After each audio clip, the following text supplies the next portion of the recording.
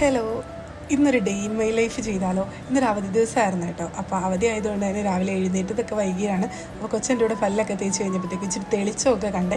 അപ്പോൾ അമ്മ വേഗം മുറ്റമൊക്കെ അടിച്ചിടുമായിരുന്നു. അപ്പോൾ എനിക്ക് ഇന്നലെ കുറച്ച് അലക്കിയിട്ട തുണികളൊക്കെ വിരിക്കാനുണ്ടായിരുന്നു.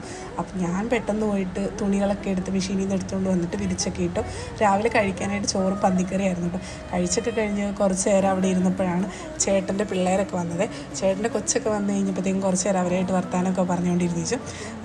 പിന്നെ അവധിയൊക്കെ കാണുമ്പോഴാണ് എല്ലാവരും ഒരുമിച്ച് കാണുന്നത് തന്നെ. പിന്നെ ഇന്നൊരു കല്യാണം ഉണ്ടായിരുന്നു. മെയിനായിട്ട് ഇന്ന് അതിനായിരുന്നു ഞാൻ ലീവ് എടുത്തത്.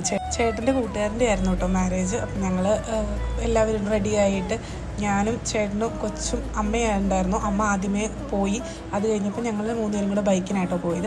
അവിടെ ചെന്നപ്പോഴത്തേക്കും ഫങ്ഷൻസൊക്കെ ഏകദേശം തീരാറായിട്ടുണ്ടായിരുന്നു. പിന്നെ അവിടെ ചെന്നപ്പോൾ ഒരു നല്ല പാട്ടൊക്കെ പാടുന്നൊരു ചേട്ടനും ചേച്ചി ഉണ്ടായിരുന്നേ.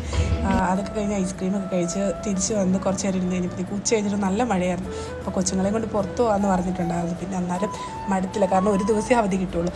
അത് കഴിഞ്ഞ് പിള്ളേരെ കൊണ്ട് പുറത്തൊക്കെ പോയിട്ട് തിരിച്ച് വന്നപ്പോഴത്തേക്ക് രാത്രിയായിരുന്നു.